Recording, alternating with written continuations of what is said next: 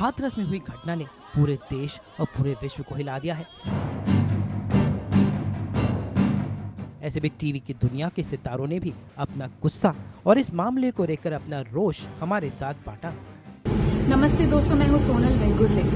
आप सभी ने हाथरस केस के बारे में सुना होगा। जैसे ही मैंने ये न्यूज़ पढ़ी, मुझे समझ में नहीं आया कि मुझे क्या रिएक्ट करना चाहिए। बीइंग अ गर्ल, मुझे ऐसा लगता है कि कब तक हर लड़की इस तरीके से डर से जिएगी। इंडिया में, हमारे इस देश में कब तक हमको डर के रहना पड़ेगा? हमें जीने की आज़ादी कब तक मिलेगी? कब तक जो है हम सोशल मीडिया पे जस्टिस के हैशटैग्स बनाते रहेंगे? क्या आपको सच में ऐसा लगता है कि जस्टिस के हैशटैग बनाने से किसी को जस्टिस मिल सकती है? बाहर के सारे देशों में जाकर देखिए कि जो लोग ऐसे क्राइम करते हैं उनको किस तरीके की सजा दी जाती है।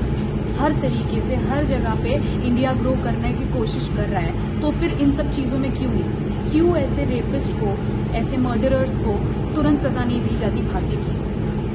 मुझे लगता है कि अब बहुत देर हो चुकी है इन सारी चीज़ों को लेकर। तो इन सारी चीज़ों को डिले करने से अच्छा है कि इंडिया की गवर्नमेंट को और सारे पुलिस कर्मचारियों को अब सजा, कठिन से कठिन सजा देनी चाहिए, ताकि जो लोग ऐसी हरकत करते हैं उनकी रूह कांप जाए दोबारा ऐसी चीजें करने से, सोचने से पहले भी। बाकी आप लोग देखिए कि आपको क्या करना है, बट मेरी रिक्वेस्ट है कि हमारी गवर्नमेंट को इस बारे में सोचना चाहिए। Thank you. हाथरस में जो हमारे देश की बेटी के साथ बर्बरता हुई है, उसकी किन शब्दों में निंदा करूं समझ में नहीं आ रहा है।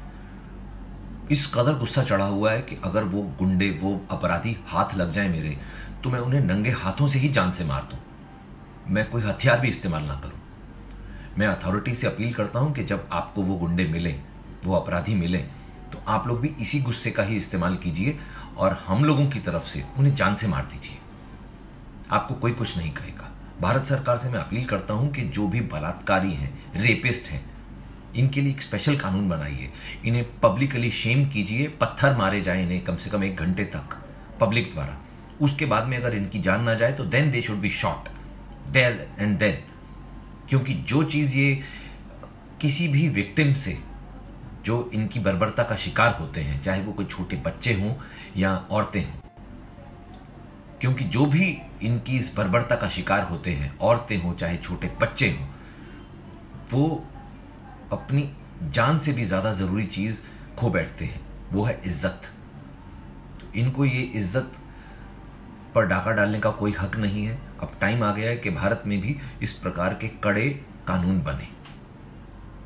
बहुत ही ज़्यादा शॉकिंग है और बहुत ही ज़्यादा घिनौनी हरकत है, और ये 15 दिन पहले हुआ था और मुझे भी ये चीज़ पता नहीं थी, लेकिन अब ये चीज़ पता चली है और वो चारों आरोपी कस्टडी के अंदर हैं।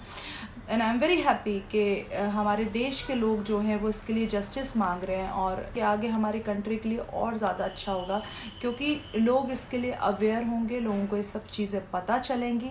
जो इस तरीके के जो लोग हैं, जो ऐसे कारनामे करते हैं, जो घिनौने काम करते हैं, उनके लिए तो ऐसी सज़ा होनी चाहिए ना, ऐसी सज़ा होना चाहिए ना कि इन लोगों को तो ज़िंदा ही नहीं छोड़ना चाहिए दुनिया के अंदर, देखने को दुनिया ज़िंदा नहीं छोड़ना चाहिए। मुझे नहीं लगता है कि कम हुआ है, इनफैक्ट मुझे ऐसा लगता है कि ज़्यादा हुआ है, क्योंकि रेप करने के बाद लड़की को मार दिया जाता है ताकि उसके खिलाफ कुछ चीज़ें ना मिल पाए। तो मैं ये चाहती हूँ कि गवर्नमेंट इस पर काम करे और जो क्या हुआ है, जो लॉ एंड ऑर्डर के ऊपर वर्क करे। जब मैंने हाथरस को क्लिक किया तो वहाँ पर और भी ज़्यादा लिंक्स आ रहे थे, तो मैं यही चाहती हूँ कि गवर्नमेंट इसके ऊपर वर्क करे और इसके ऊपर फोकस करे। बहुत सारे ऐसे देश हैं जहाँ पर 4 दिन में ट्रायल होता है और उनको, आरोपियों को मतलब सज़ा मिलती है, हैंग किया जाता है। मैं ये नहीं कहती कि इंडिया के अंदर भी वो हो, लेकिन इंडिया के अंदर जल्दी पनिशमेंट मिलना चाहिए और 1 साल के अंदर ट्रायल होना चाहिए। निर्भया के केस में हम सब ने यह देखा है कि सुप्रीम कोर्ट ने जजमेंट के बाद इन लोगों ने अपनी अपील पे अपील की और 3 महीने तक उसको टाला गया। हमारा जो भी लॉ है वो कितना लीनियंट है वो ज़्यादा इम्पोर्टेंट है। सख्त होना चाहिए और 1 साल के अंदर ही इनको सजा मिलना चाहिए और जल्दी सजा मिलना चाहिए। देखिए मोस्ट इम्पॉर्टेंट ये है कि लॉ से ज़्यादा इम्पॉर्टेंट ये है कि आपका माइंड सेट क्या है। जैसे कि मैं छोटी थी तो हमारे मतलब क्लास के अंदर ऐसा गुड टच और बैड टच के बारे में ज़्यादा नॉलेज नहीं थी हमको, लेकिन अभी ये सब होना चाहिए, अवेयरनेस होना चाहिए। एंड जैसा कि हम खुद ही देखते हैं कि लोगों का माइंड सेट इतना ज़्यादा है कि वो ऐसे कॉमनली बोल देते कि अब जैसे हमारे कमेंट सेक्शन देख लीजिए, कभी कुछ होता है तो लोग हमें थ्रेट करना स्टार्ट कर देते कि हम रेप कर देंगे, ऐसा कर देंगे।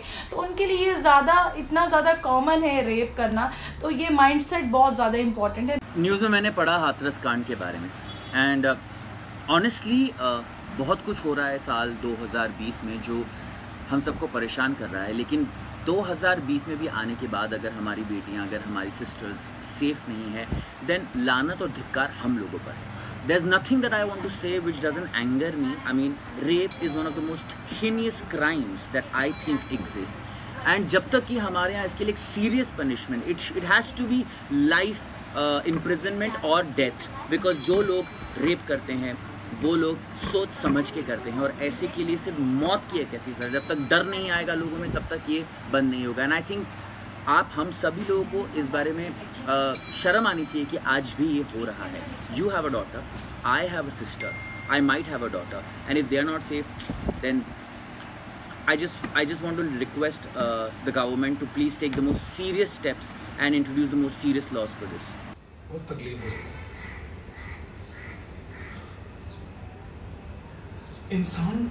इंसान के साथ एक ऐसा सलूक करता है, उस बच्चे ने क्या भोगा होगा।